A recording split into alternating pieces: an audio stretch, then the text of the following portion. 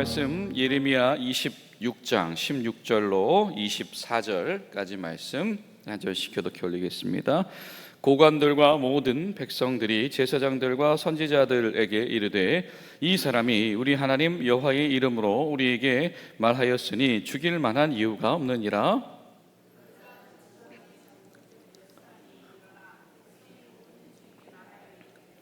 유다의 왕 히스기야 시대에 모레네 사람 미가가 유다의 모든 백성에게 예언하여 이르되 만군의 여호와께서 이와 같이 말씀하셨느니라. 시온은 밭같이 경작지가 될 것이며 예루살렘은 돌무더기가 되며 이 성전에 사는 산당의 숲과 같이 되리라 하였으나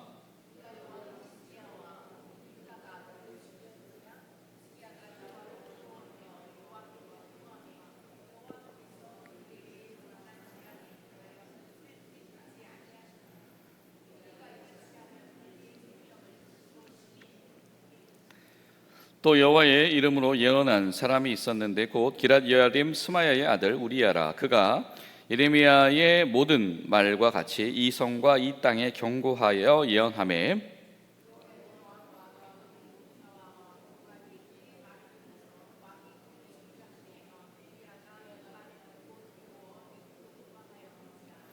여호야김 왕이 사람을 애굽으로 보내되 곧 악볼의 아들 엘라단과 몇 사람을 함께 애굽에 보냈더니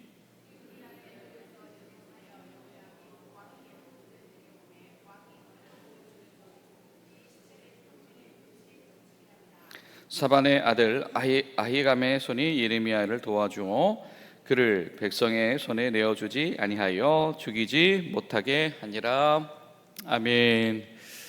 사랑하는 여러분, 하나님의 은혜와 인도하심이 충만한 하루 되시기를 소망합니다. 또 이번 한 달 동안에 여러분의 모든 기도의 자리 가운데 하나님께서 임하셔서 하늘의 문을 여시고 귀하게 응답하시기를 간절히 소망합니다.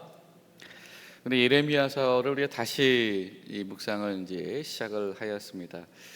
예레미야서는 이 구약에서 가장 긴 성경이기도 하죠. 낱말수로 봐도 이 내용이 가장 많을 것 같은 시편보다도 사실 낱말수도 더 많은 것이 이 예레미야서입니다. 그 예레미야서의 상당부, 예레미야는 언제 쓰임 받았죠? 예루살렘이 유다의 말미에, 그리고 예루살렘이 바벨론에 의해서 멸망하고 그들이 포로로 끌려가는 시기까지의 예언자로 쓰임 받았던 사람인데, 그렇기 때문에 여러분 예레미야의 예언의 대부분은 바로 한 가지 주제를 향해서 집중되어져 있습니다. 그것이 무엇이냐면 바로 다윗 왕조, 그러니까 유다이지요. 다윗 왕조에 대한 절망과 그리고 다윗 왕조를 위한 소망이다라고 하는 겁니다. 하나님께서 얼마나 절망하시는가, 하나님께서 얼마나 소망을 주시는가 이야기를 하고 있습니다. 우리가 일전에 중단되기 전에 이 묵상했던 25장까지의 내용이 바로 이 하나님의 이름으로 재앙이 닥쳐온다라고 하는 겁니다. 일찍이 7장에서도 한번 그 선고가 시작된 적이 있었죠. 실로와 같이 되어서는 안 된다라고 하는 겁니다. 실로가 무슨 일이 있었습니까? 실로는 하나님의 성소를 모시고 있었습니다. 그렇죠? 이 제사장 엘리 집안의 주둔지였다라고 하는 겁니다. 하나님의 성소가 쌓여 있었고 그 성소 안에는 언약궤를 모시고 있었던 곳이죠. 그런데 엘리가 자신의 역할을 얼마나 했는지 모르겠으나 그가 결정적으로 실패했던 것이 바로 다음 세대 교육, 자녀들의 교육이었고, 그 자녀들이 얼마나 하나님 앞에서 부정하게 행했었는지 모릅니다. 그런데 그 와중에 블레셋과의 전쟁이 일어났고 결국 그의 아들들은 다 죽임을 당하고 이 언약궤를 블레셋에게 뺏기는 일이 엘리의 시대에 바로 실로에서 일어났었죠. 하나님 앞에 기회가 있을 때, 하나님 앞에 돌이켜야 할 때, 하나님 앞에 그 잘 책임을 계승해야 할 때에 그 일을 하지 못했다가 화를 당했던 것이 바로 실로였다라고 하는 겁니다. 그 실로와 같이 되어서는 안 된다라고 하는 것인데, 그런데 그 일이 계속해서 펼쳐지고 있습니다. 하나님을 실망시켰다. 그 하나님을 실망시켰던 가장 근본적인 원리가 무엇입니까? 제사에 참석하지 않은 것이 아니고 그 제사에 참석하는 이들의 본질이다라고 하는 것이죠. 하나님의 제사에 참석하면서도 우상 숭배를 내려놓지 않았고, 그리고 보다 더 심각했던 것은 하나님의 예배를 참석하는 이들이 하나님의 계명을 도무지 지키지가 않았다. 그래서 예배에 참석하는 이들은 있어도 하나님의 공의가 실현되는 일들이 없었다라고 하는 것, 이것이 바로 하나님께서 다윗 왕조에게 실망하셨던 이유였던 것이죠. 그 하나님 앞에서 실망을 끼쳐드린 그 유다 왕국을 유일하게 지금 책망하고 있었던 사람이 누구였습니까? 예레미야였습니다. 여러분, 성경을 보면 특별히 이 26장부터 당분간의 이야기는 소위 이 참 선지자인 예레미야와 거짓 선지자인 이 다수들의 비교되는 이야기가 등장을 하는데요. 참 흥미로운 것은 무엇이냐면 성경은 그들을 거짓, 예레미야를 참이라고 표현하고 수식하지 않는다라고 하는 겁니다. 그들의 호칭과 이름이 결코 다른 것이 아니다. 예레미야도 선지자의 이름으로 활동하고 있고요, 그들도 선지자의 이름으로 활동하고 있습니다. 그런데 똑같은 선지자로 불리는 이들의 메시지가 다르다라고 하는 겁니다. 왜냐하면 한 사람은 하나님의 말씀을 전하기 때문인 것이고, 한 사람은 사람의 말을 전달하기 때문이다. 그 사람이 참이냐 거짓이냐는 이름표 바꿔단다고 바뀌는 것이 아니고 그 사람이 전달하는 메시지가 무엇이냐에 달려있다라고 하는 것을 이 예레미야서는 우리에게 증명해 나가고 있다라고 하는 거죠.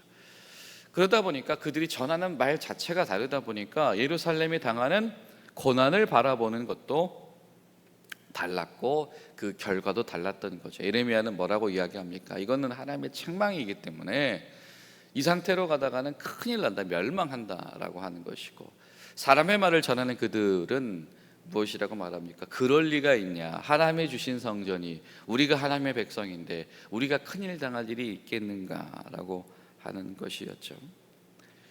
그러다 보니 이 예레미야의 이 선언은 사람들을 불편하게 했고, 또 누구를 불편하게 했습니까? 바로 이 성전을 중심으로 리더십을 발휘하고 있는 이들, 그리고 하나님의 말씀을 전하는 일로 리더십을 발휘하고 있었던 이들을 불편하게 만들었던 겁니다. 그들은 제사장들이었고 그들은 선지자들이었습니다. 그들에게 지금 예레미야가 제소되어져서 이 공중 재판에 회부되어졌는데, 근데 오늘 말씀은 이렇게 시작을 하죠. 그런데 그 순간에 고관들과 백성이 제사장들과 선지자들에게 이르되, 오히려 이 제사장들과 선지자들에게 영적을 지도를 받아야 되는 그 사람들이 이렇게 말한다라고 하는 겁니다. 이 예레미야를 여호와의 이름으로 죽일 이유가 그에게 없다라고 하는 것이죠. 그러다 그 중에 또 아주 오랫동안 있었던 이 어른 되는 장로들은 또 이렇게 말하기 시작을 합니다. 실제로 이런 예가 너무 많았다라고 하는 거죠. 대표적인 것이 무엇입니까? 히스기야 시대 미가라고 하는 예언자가 직격탄을 날려서 히스기야가 회개할 수밖에 없었다. 여러분, 히스기야는요 회개의 상징과도 같은 왕이죠. 그는 또 백성이 회개하는 운동을 이끌었던 왕이기도 합니다. 그렇죠? 백성들의 종교개혁과 회개 운동을 이끌기도 했고요. 그러나 그도 역시 책망받았던 사람입니다. 왜? 바벨론의 사자가 자신의 왕국을 방문했을 때 히스기야가 어떻게 하죠? 아주 어깨가 으쓱해져서 자신의 권세를 자랑합니다. 보물과 병만을 보여주면서 내가 이렇게 업적을 이루고 내가 이렇게 재정과 국방을 튼튼히 하는 왕이라고 자랑했었죠. 이것은 히스기야의 교만이었습니다. 그런데 이것이 바로 하나님께 책망받을 이유였다라고. 하나님께서 히스기야의 그 교만을 원하시지 않는다라고 하는 겁니다. 그 교만한 왕들 때문에 이스라엘의 신앙이 다 무너져 가고 있는데 너마저 그래서는 안 된다라고 하는 것이죠. 그런 책망이 들려왔을 때 히스기야가 왕권을 사용해서, 아니면 히스기야 곁에 있던 측근들이 그 선지자를 미워해서 죽였느냐라고 하는 겁니다. 부딪힌다고 해서, 충돌한다고 해서, 반대한다고 해서 죽이지 않았다라고 하는 이야기를 이 장로들이 사람들 앞에서 전하는 것입니다. 예레미야가 예레미야를 변호하고 변증하는 것이 아니고 그 주변에 있는 입술들을 들어서 하나님께서 이렇게 말씀하셨다라고 하는 겁니다. 자, 히스기야 때 어떤 일이 일어난다고 했었냐면 시온이 마치 밭의 경작지처럼 될 것이다. 이런 밭가리를 어떻게 합니까? 완전히 뒤집어서 땅을 긁어내서 새롭게 만들어 버리는 거죠. 이건 완전히 끝장낸다는 얘기거든요. 그런 선고도 받기도 했었다라고 하는 것이죠. 그랬는데 하나님을 두려워하고 경외하는 마음으로 그 하나님의 경고에 대해서 맞서지 않는다라고 하는 겁니다.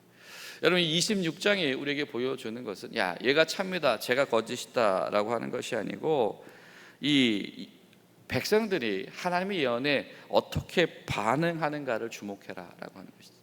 어떤 이들은 기분 좋다고 그것을 동조하는 이들이 있고, 어떤 이들은 기분 나쁘다고 반대하는 이들이 있는데, 하나님의 말씀을 듣는다라고 하는 것은 결국 감정의 문제가 아니다. 그 하나님의 뜻의 문제이고 말씀의 문제이다라고 하는 것이죠. 예루살렘이 살아남기 위한 유일한 방법이 무엇이겠습니까? 그것은 하나님께서 실제로 하시는 말씀으로 돌아오는 것이다. 예언자들이 하는 역할이 무엇이냐? 하나님의 말씀을 맡겨두신 이들이 예언자인데, 그들이 하는 역할은 하나님의 말씀을 통해서 하나님의 뜻과 하나님의 기준을 회복해서 현실을 비평해서 미래를 기대할 수 있게끔 만들어주는 것이 예언자들의 역할인데, 지금 사람들이 원하는 소리만 백날 해가지고서는 아무런 변화도 일어나지 않는다라고 하는 것이죠. 여호와의 이름을 우리에게 의탁하고 우리가 여호와의 이름으로 말하면서 이 사람을 죽인다라고 하는 것은 안 된다. 여러분, 저는 이 16장이 되게 중요하다고 생각을 해요. 우리가 여호와의 이름을 말하면서, 그러면서 우리가 이 사람을 죽일 만한 이유를 찾을 수 있겠느냐? 찾을 수 없다. 그러면 행동을 해서는 안 된다라고 하는 것이죠. 하나님께서 이것을 백성들 가운데 일깨우셨다라고 하는 겁니다. 하나님의 이름을 걸고 이유를 발견하지 못했으면서 마치 이유가 있는 사람처럼 행동하는 것, 하나님의 이름을 걸고 이유를 발견했으면서 이유가 없는 사람처럼 무관심하게 되어지는 것, 이것은 책망받을 일이다라고 하는 것이죠. 여러분, 기도하실 때 하나님께서 우리에게 말씀하셔서 때론 지혜 주시고 은혜 주셔서 우리에게 마땅한 이유를 허락하실 때 마땅한 행동을 하게 하시고, 마땅한 이유를 허락하지 아니하실 때 마땅한 멈춤을 이행할 수 있도록 도와주시옵소서. 그렇게 기도하는 저 여러분들이 될 수 있기를 간절히 소망합니다. 또 계속해서 또 한 사람의 이름을 이야기하죠. 이 사람은 우리야라고 하는 사람입니다. 아마 이 사람은 예레미야와 거의 비슷한 시기에 활동했던 사람입니다. 자, 그가 예레미야의 모든 말과 같이 이 성과 이 땅에 경고하고 예언했다. 그런데 여호야김 왕과 그의 모든 용사와 그의 구관이 그 말을 듣고서 죽이려고 했을 때 그가 애굽으로 도망했다.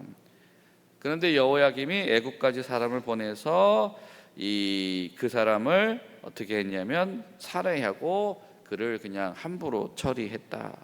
우리가 이런 과오를 범했다라고 하는 겁니다.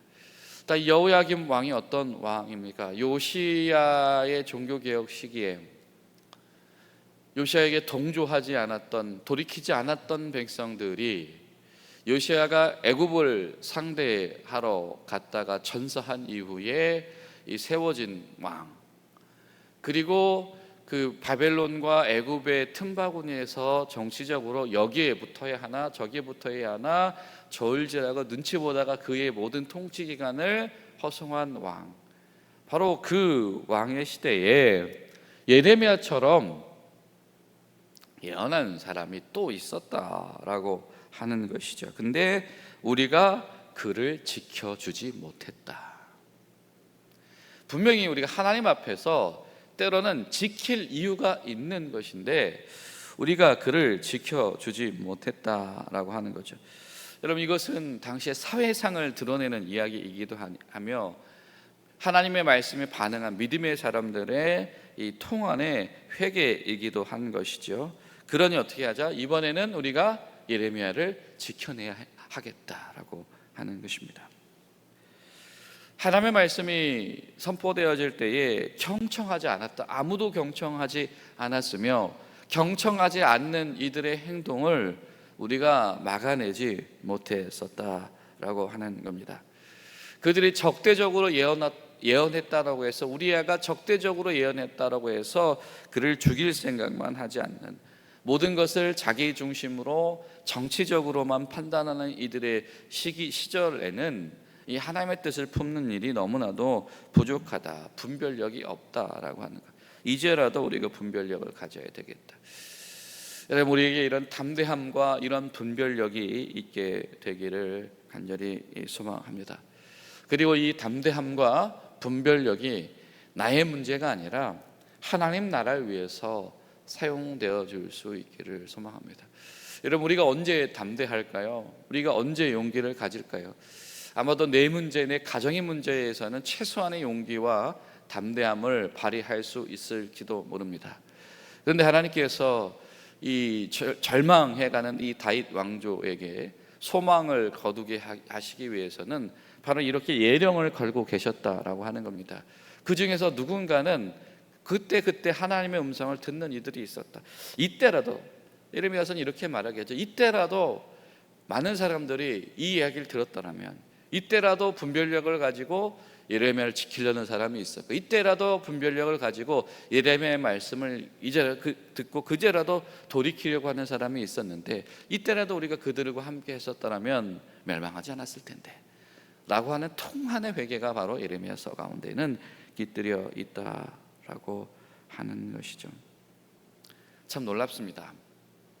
예레미야가 그렇게 하나님의 말씀을 들고서 나아갔을 때 그를 괴롭혔던 것은 정치적인 힘이었죠.